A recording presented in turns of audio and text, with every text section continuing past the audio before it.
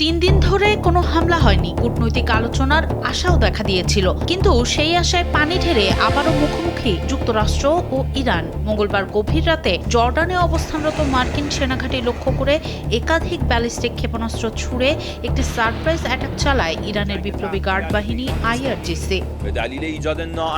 British সংবাদ মাধ্যম বিবিসির প্রতিবেদনে উঠে এসেছে এসব তথ্য। হামলাটি প্রতিহত করা হলেও এরপরই বদলে যায় সমীকরণ। 72 ঘন্টায় 30টিরও বেশি ড্রোন আক্রমণের জবাবে এবার সৌদি আরবকে সাথে নিয়ে প্রস্তুত হয় পেন্টাগন। জর্ডানের পাশাপাশি ইরাকের পূর্বাঞ্চলে ইরান সমর্থিত সশস্ত্র গোষ্ঠীগুলোর অস্ত্র ও রসদ ঘাঁটিতে শুরু হয় মার্কিন ও সৌদি বাহিনীর যৌথ পাল্টা বিমান হামলা। সৌদি প্রতিরক্ষার তথ্য মতে দেশের পূর্বাঞ্চলীয় তেল স্থাপনা লক্ষ্য করে আসা একাধিক ড্রোন ভূপাতিত করেছে তারা। যেখানে কয়েকদিন আগেই ডোনাল্ড ট্রাম্প ইতিবাচক আলোচনার কথা বলেছিলেন, সেখানে নতুন করে ছড়িয়ে পড়া এই সহিংসতা পরিস্থিতিকে আরও জটিল করে তুলেছে। এদিকে হরমুজ প্রণালীর নিয়ন্ত্রণ ও চলাচলের অধিকার নিয়ে দুই পক্ষের বিরোধ এখনও অমীমাংসিত রয়ে গেছে।